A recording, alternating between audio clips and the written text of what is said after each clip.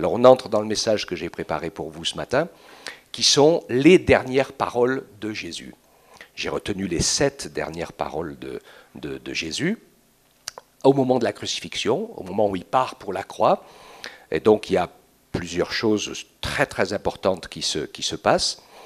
La première parole, c'est Luc 23, 27 à 30, où les femmes se frappent sur elles et pleurent en voyant que Jésus va être mis à mort. Et puis vous vous rappelez, c'était une grande multitude du peuple, des femmes qui se frappaient la poitrine, se lamentaient. Jésus se tourna vers elles et dit, filles de Jérusalem, ne pleurez pas sur moi, mais pleurez sur vous et sur vos enfants, car voici des jours viendront où l'on dira, heureuses les stériles, heureuses celles qui n'ont pas enfanté, qui n'ont pas allaité. Alors on se mettra à dire aux montagnes, tombez sur nous, aux collines, couvrez-nous, car si l'on fait cela au bois vert, qu'arrivera-t-il au bois sec ?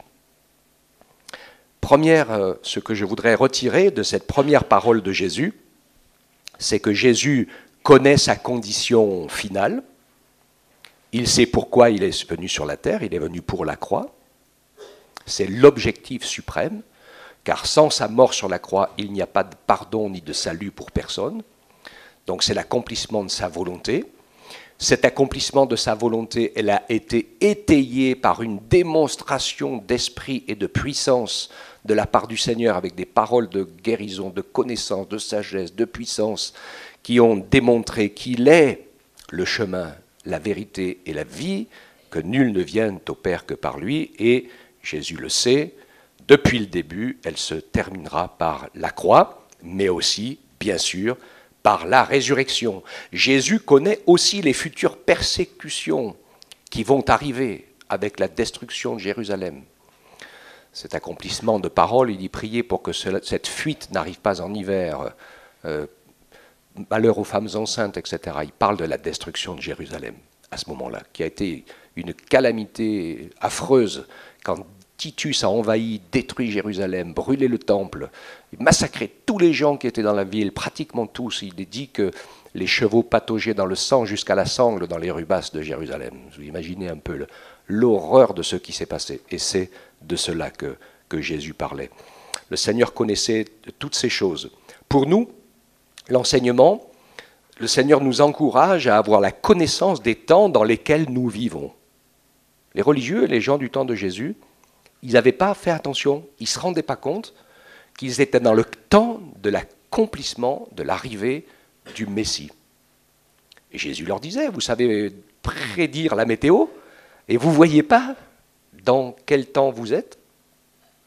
Et aujourd'hui, malheureusement, le monde ne voit pas ce qui arrive. Il vit comme des autruches avec la tête plantée dans le sable. Hein. Mais nous qui connaissons le Seigneur, nous nous rappelons tous cette parole de Jésus. Il dit, quand vous verrez ces choses arriver, je n'ai pas le temps de les énumérer ce matin, vous regarderez dans Matthieu 24, il dit, levez les yeux, parce que mon retour est proche. Il est à la porte. D'accord ? Je pense que c'est complètement évident pour nous. Donc, pour le Seigneur, connaissance des temps et de l'éternité, pour nous, connaissance des temps dans lesquels nous vivons, et nous préparer pour faire partie de ces vierges sages qui se préparent. Ensuite, la deuxième parole, qui est curieuse. Il y a sa mère au pied de la croix, et il y a Jean, le disciple que Jésus aimait. Jean 19, 26 et 27. Jésus, voyant sa mère, et debout auprès d'elle le disciple qu'il aimait, dit à sa mère, « Femme, voici ton fils. » Puis il dit au disciple, « Voici ta mère. » Et dès cette heure-là, le disciple l'a pris chez lui. Ce qui est formidable avec le Seigneur Jésus, c'est qu'il connaît tout à fait nos conditions humaines, et il n'est pas du tout contre nos conditions de vie humaines, puisque c'est lui qui les a créées pour qu'on puisse vivre dans les meilleures conditions possibles. Et il faut savoir que donc, la bonne nouvelle de l'Évangile, elle contient aussi la bénédiction et l'accomplissement du plan et de la volonté pour la vie de la terre, et il était normal, voire obligatoire, que dans le veuvage, ce soit le fils aîné qui s'occupe de sa maman. Il n'y avait pas de caisse de retraite à l'époque, ni tout un tas d'autres choses comme ça. Donc c'était nécessaire que ça se passait. Mais Jésus, le fils aîné, meurt pour les péchés du monde. Et donc en fait, eh bien, il passe le relais au disciple Jean, et en lui disant, c'est toi qui feras le fils aîné et qui t'occupera de ma mère. Donc le Seigneur peut aussi, et certainement qu'il va le faire, nous aider à avoir des directives et des conseils pour faire les bons choix dans notre vie de tous les jours. Le travail, la famille, la santé. Je ne connais pas de meilleur conseiller que Jésus. Je ne sais pas, qu'est-ce que vous en pensez? Il y a tout pleinement en lui. Et il a des bons conseils, même sur des choses pratiques. Même si des fois on mange quelque chose qui n'est pas bon, etc. Vous pouvez tout lui confier au Seigneur. On peut tout partager avec lui. Il connaît toutes choses. Et il veut prendre soin de nous. Il veut qu'on soit en bonne santé, qu'on soit fort, etc. Il veut le meilleur. Bien sûr qu'il veut qu'on s'épanouisse, etc. Mais pas dans le fait d'avoir un compte en banque bien rempli, une grande maison. Enfin, vous voyez ce que je veux dire, la réussite du monde.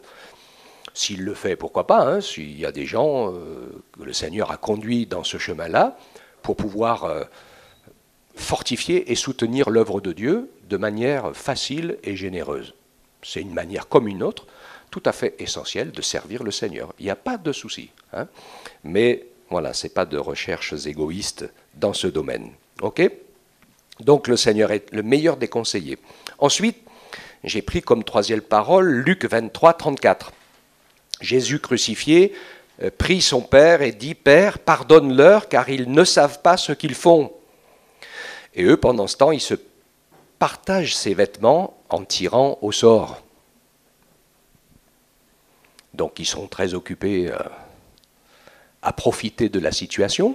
Hein. Je pense que c'est tout à fait humain, ce qui est en train de se passer. Et sans s'en rendre compte, ils vont accomplir une prophétie, détail très précis qui avait été dit par David 1000 ans avant, hein, qu'ils se partageront au sort ses vêtements, enfin qu'ils se partageront ses vêtements et qu'ils tireront au sort sa tunique.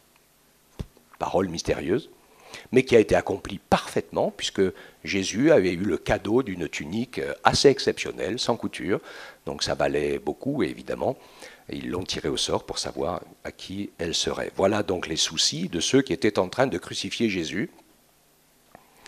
S'ils avaient pu se rendre compte de ce qu'ils étaient en train de faire, les pauvres, hein, c'était assez affreux et assez tragique.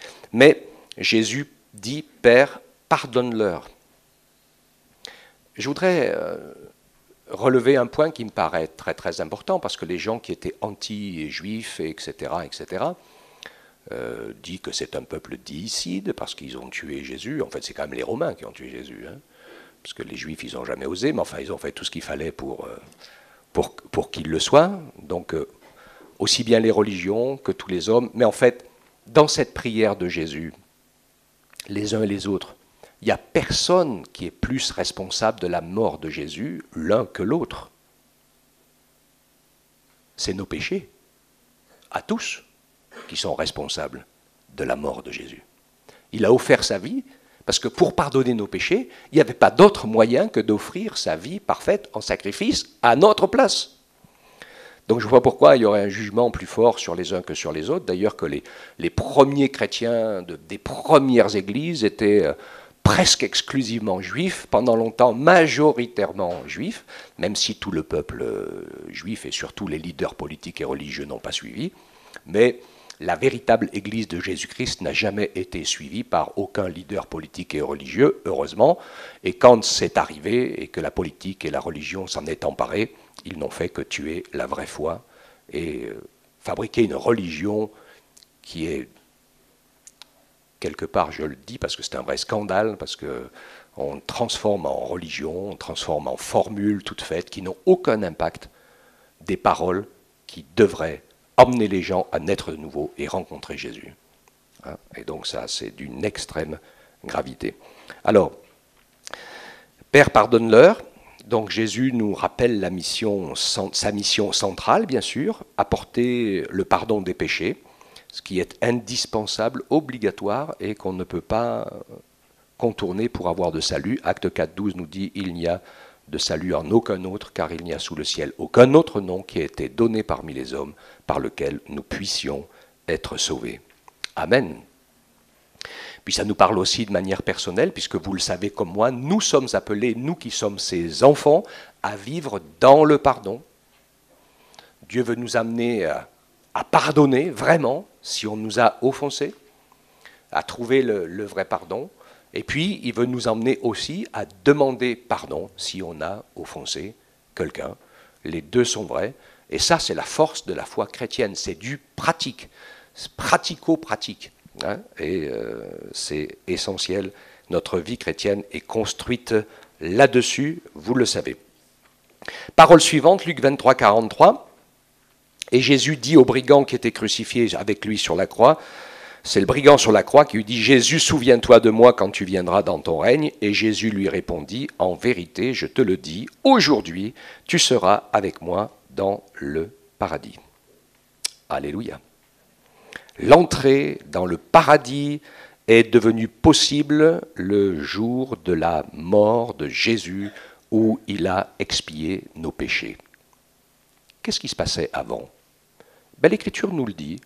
Elle nous parle de ceux qui sont morts sans Dieu, sans pardon, et qui sont dans des lieux de tourment, attendant le jugement dernier.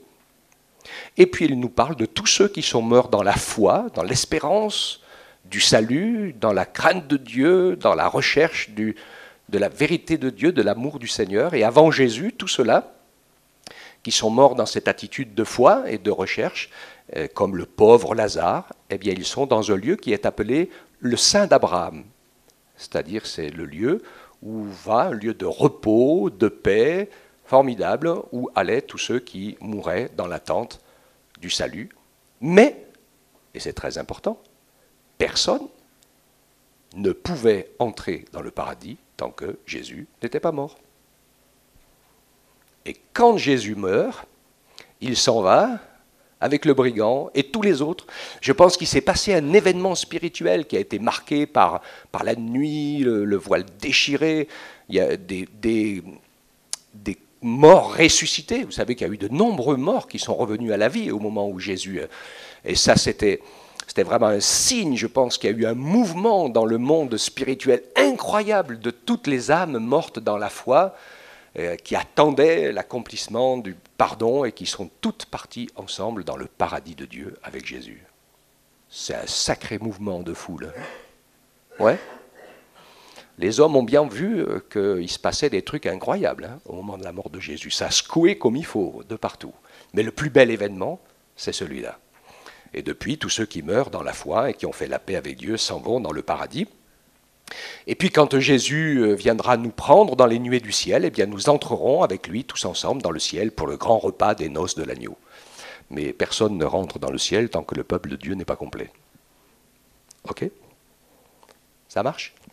Donc Dieu nous encourage ainsi à pouvoir le servir. Donc on avait cette parole du brigand sur la croix, je te le dis en vérité, aujourd'hui tu seras avec moi dans le paradis. Une autre parole, la cinquième, Matthieu 27, 46, vers la 9e heure, Jésus s'écria d'une voix forte, Élie, Élie, lama sabachthani, c'est-à-dire, mon Dieu, pourquoi m'as-tu abandonné?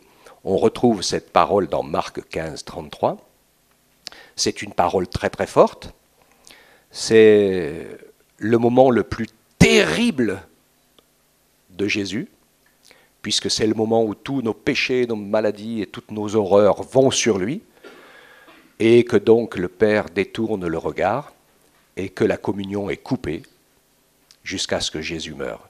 Et il est mort très très vite, parce que cette rupture de communion qui n'avait jamais été coupée entre le Père, le Fils et l'Esprit, c'est quelque chose d'insupportable, d'invivable, qui a fait, je vais dire, éclater même son cœur, puisqu'il déjà à Gethsémane, il en a sué des grumeaux de sang, et là, à la croix, au moment où ça se passe, eh bien, l'eau et le sang se divisent en lui-même. C'est quelque chose qui montre un choc d'une émotion et d'une force incroyable, et c'est pour ça que ça s'est vérifié avec la croix, avec la lance qui a été plantée dans le côté, où il a coulé de l'eau, parce qu'en fait, les deux éléments se sont séparés en lui au moment de sa mort. Ça montre quelque chose de terrible et d'affreux qui s'est passé à l'intérieur de lui à ce moment-là. On comprend tout à fait pourquoi Jésus redoutait depuis le début ce moment-là qui était le plus affreux de tous, d'une souffrance extrême, d'une solitude totale et d'un sentiment de mort et de jugement sur lui, c'était quelque chose de terrible et d'insoutenable. Il reste dans la parole de la foi, Jean 19, 30, la 6e parole. Il prend le vinaigre et Jésus dit « Tout est accompli », puis il baisse la tête et rendit l'esprit. Le salut est accompli par Jésus, ce salut est parfait, complet, suffisant. La toute dernière parole qu'on retrouve dans Luc 23, 46, Matthieu 25, 50 et Marc 15, 37, Jésus s'écria d'une voix forte, « Père, je remets mon esprit entre tes mains » et en disant ces paroles, il expira. Le tout est accompli. Et puis, je remets mon esprit entre tes mains. C'est quelque chose qui va nous parler, à nous, de pouvoir apprendre à faire confiance au Seigneur en toutes circonstances. Il n'y a plus de marche arrière possible, hein, puisque c'est fini pour lui, sur la terre. Et maintenant, il dépend totalement de ce que le Père va faire par le Saint-Esprit. Bien sûr, il va le ramener à la vie, mais il ne maîtrise plus rien du tout. Il ne peut plus décider, changer quoi que ce soit. Il y a des moments, ça peut arriver dans nos vies, où on se retrouve et nous ne pouvons plus rien faire. Comme quelqu'un qui se fait assassiner, par exemple. C'est un acte sans retour. C'est fini. C'est terminé. Il n'y a plus de marche arrière possible. Hein. Et c'est bien sûr quelque chose qui est tout à fait extrême. J'appelle cela l'abandon dans la foi. Et il va arriver, il peut arriver, et il arrive qu'on puisse traverser un ou des moments comme ça, des gens qui parfois ont été, par la grâce de Dieu, sauvés de maladies dont on ne guérit pas, mais de manière miraculeuse. Certains ont même quitté leur corps ou autres, ils se sont retrouvés dans une situation entre le temps et l'éternité, entre la vie et la mort, dans une situation où on ne maîtrise plus rien du tout. On n'est plus les maîtres de quoi que ce soit, on ne peut plus dire ni oui ni non, il n'y a que notre vie ou notre départ qui est entre les mains du Seigneur. Je vais terminer avec ce verset d'Hébreux 5, 7 à 9, qui nous parle de ce chemin que Jésus a trouvé. Ainsi, au cours de sa vie sur terre, Jésus, avec de grands cris et des larmes, a présenté des prières, des supplications à celui qui pouvait le sauver de la mort, et il a été exaucé à cause de sa soumission à Dieu. Bien qu'étant fils de Dieu, il a appris l'obéissance par tout ce qu'il a souffert. Et c'est parce qu'il a été ainsi mené à la perfection qu'il est devenu, pour tous ceux qui lui obéissent, l'auteur d'un salut éternel. Parfois, souvent, quand on est au bout et qu'on ne peut plus rien faire de nous-mêmes, c'est le moment où Dieu peut montrer, dit moi, je vais agir. Alléluia. C'est pas par nos forces, c'est pas par notre intelligence, c'est pas par nos capacités, mais par mon esprit, dit le Seigneur. C'est lui qui est le maître. Alléluia. Et c'est des moments pas faciles à traverser, mais c'est un apprentissage qui est parfois nécessaire pour que nous puissions apprendre à nous confier en lui, à dépendre de lui. Donc je termine et je résume, pendant que les musiciens se remettent en place. Luc chapitre 9, 24, donc celui qui s'est préoccupé de sauver sa vie la perdra, celui qui perdra sa vie à cause de moi la sauvera.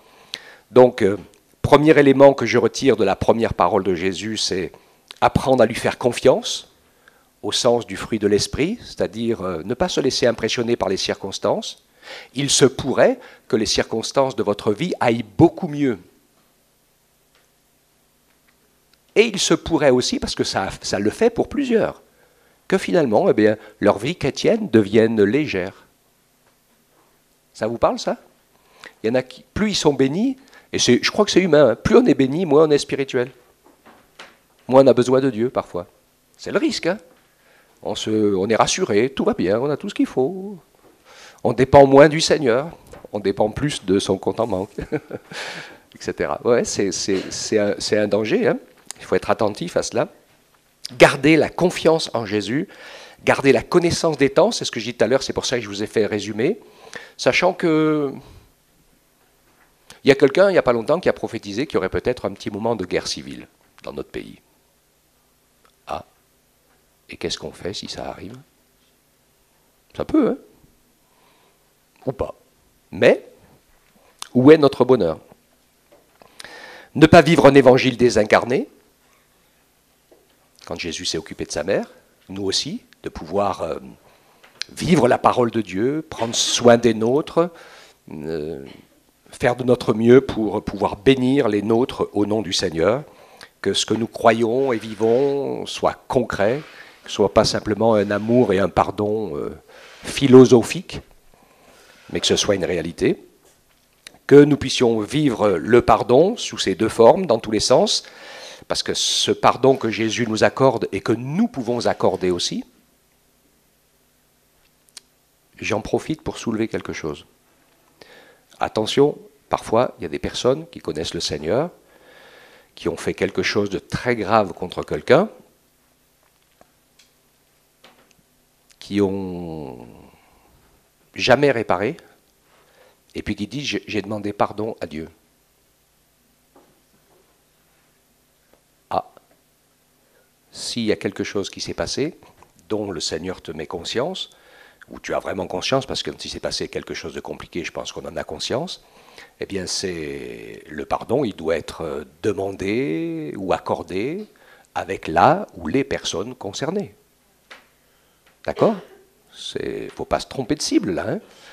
Dieu nous encourage, je pense que Dieu peut tout pardonner, et il peut nous faire grâce, mais il ne faut pas être léger avec ça, parce qu'on risquerait d'avoir des gros problèmes. Vous le savez que le pardon, c'est l'unique clé pour entrer dans le ciel. Nous invite à annoncer la bonne nouvelle de l'Évangile jusqu'au bout de chaque vie. Je pense aux brigands sur la croix. Tant qu'il y a de la vie, il y a de l'espoir. Je me rappelle un jour, j'ai été témoin d'un accident mortel d'un jeune qui s'est endormi au volant et qui a explosé dans sa voiture. Donc on est arrivés deux en même temps. Donc il y avait une infirmière, elle a vu qu'il était en train de mourir. Donc elle est partie téléphoner. Et moi, le Saint-Esprit m'a dit, il est encore là. Donc je lui ai parlé de Jésus. J'espère bien que je vais le retrouver là-haut. Quand on va se retrouver là-haut, il va dire hein? C'était chaud, hein? Ouh! Comme le brigand sur la croix. Ok? Voilà, jusqu'au bout de la vie. Le prix le cinquième parole, c'est que le prix du salut gratuit que Jésus nous offre a été très, très cher payé. Vous le savez, je le dis souvent, il n'y a rien de gratuit. Il y a toujours quelqu'un qui paye. Jésus a payé pour nous. Nous, on paye aussi pour faire tourner l'église, pour donner des Bibles, pour aller à la rencontre des gens, etc. On paye de nous. Hein, et c'est normal. On n'offrira pas à Dieu des cadeaux de grâce qui ne nous coûtent rien. Sinon, c'est tellement facile. Hein, mais il faut que ça soit le vrai partage de notre vie de manière pratique. Le salut accompli par Jésus est complet, parfait et suffisant.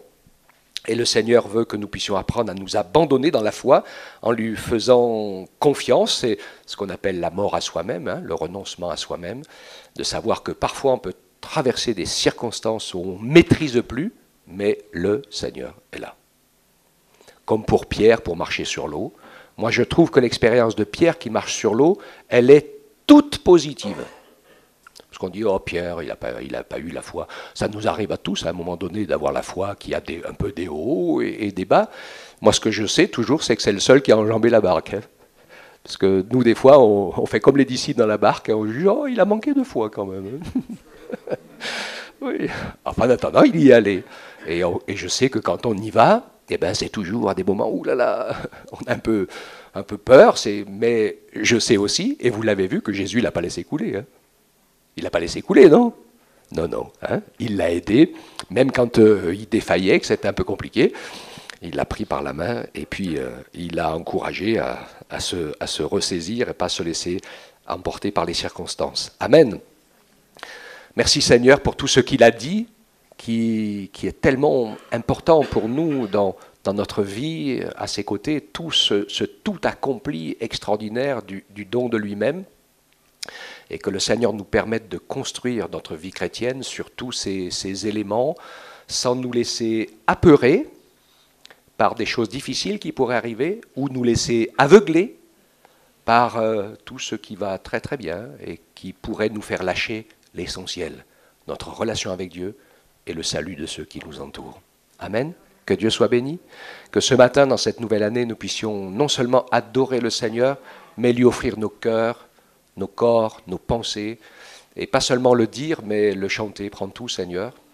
Hein, que son nom puisse être, que Jésus, par le Saint-Esprit, puisse glorifier son nom au travers de nos vies et bouleverser les vies de ceux qui sont autour de nous. C'est la priorité des priorités. Il revient bientôt. Il faut que notre pays soit visité par la grâce de Dieu et que des âmes soient sauvées en grand nombre. Il n'y en a pas assez de sauver. Amen. Que Dieu soit loué et béni. Père, on te bénit, on te rend grâce. Merci pour ta parole. Elle est incroyable. Ta personne merveilleuse. Merci d'illuminer nos cœurs et de faire en sorte que nous ne nous laissions pas endormir ou attirer par les choses que nos yeux voient, que nos oreilles entendent. Mais que la priorité, c'est ce que nos yeux intérieurs voient de toi et ce que nos oreilles intérieures entendent de ta parole et de ton esprit. Fais-nous la grâce, Seigneur, de construire notre avenir et notre bonheur sur toi, sur ta parole, sur tes promesses et sur ta volonté pour chacun d'entre nous. Amen. Alléluia. Que Dieu soit béni.